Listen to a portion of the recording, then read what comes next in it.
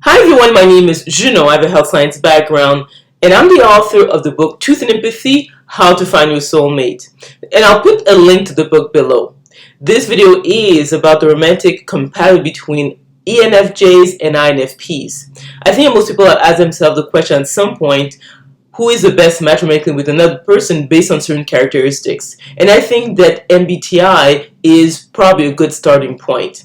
So let's look at what ENFJs and INFPs have in common. Obviously, they're both intuitive feelers, so which means that these individuals do not focus so much on the five senses to gather information, but they look using their intuition. And intuition is really has to do with having a download of information more than having to go through data to understand or get to an answer. So the other aspect also, if you look at their brainwave dominance, they have slower brain waves than sensors. So if you look at the ENFJ, they have a slow alpha brainwave dominance, so it's between around like 7 cycles per second, whereas the INFP has an alpha brain dominance which is around 9 cycles per second. So in other words, the ENFJ is more intuitive than the INFP because this personality type has slower brain waves. The other aspect also is that they are very right brain dominant. So these are people who are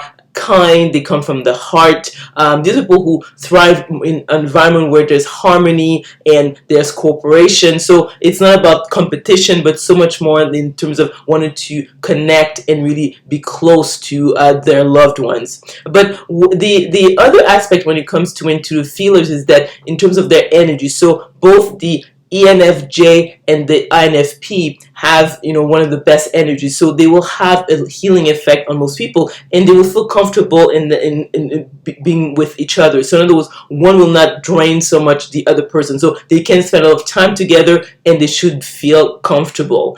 What's interesting is that when it comes to the intuitive feel is that even though the ENFJ is officially an extrovert, but because of the fact that he has one of the best energies of all the 16 personality types, they actually behave more like an introvert. So really, introvert and extroversion has to do with how the person can be recharged or energized. And so both the ENFJ and the INFP will probably act as introverts. So they will have that in common. So they probably will feel good just being with each other, or being only with a few close friends and family members. So they will understand each other that way. So they're not the type of people who want to go out and party all the time. They'll probably be more homebodies that way. The other point also is that these are the type of individuals who will like to be with a partner who's very affectionate and kind. So physical touch is something that they really enjoy with each other. So that also will be a positive in terms of their relationship.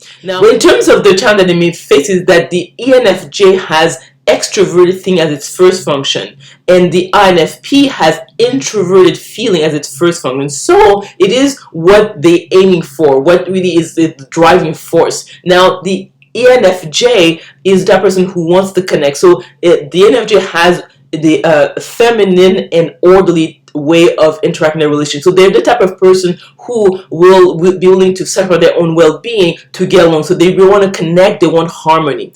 Although the INFP does want harmony, but having introverted feeling as its first function means that they're more about authenticity. So they have a feminine and spontaneous way of organizing their lives. So therefore, the ENFJ will sometimes look at the INFP and think that the INFP is self-centered, self-absorbed, and selfish because they're not willing to sacrifice their authenticity to get along with others. And the INFP will look at the ENFJ and say that, well, you're not being authentic, you're not being yourself because you are putting other people's needs and desires before your own. So that may be an issue in this relationship. The other aspect that may cause issues is that the ENFJ likes to be organized and have everything done on time. So these people are reliable, reachable, and you really can count on. Whereas the INFP is less so. So these are people who go with the flow. They like to do things at the last minute. So that might be an area where they may have conflict. Although both are the type of people who like to take their time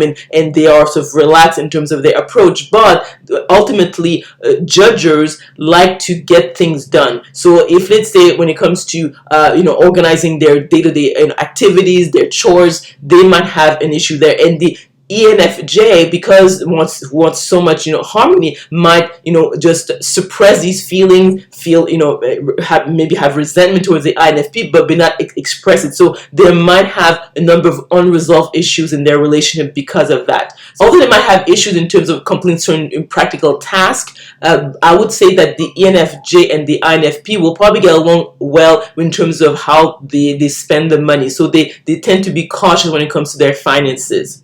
So overall, I would say that there are a number of good points in terms of them both being intuitive feelers, the type of individual who want to get along.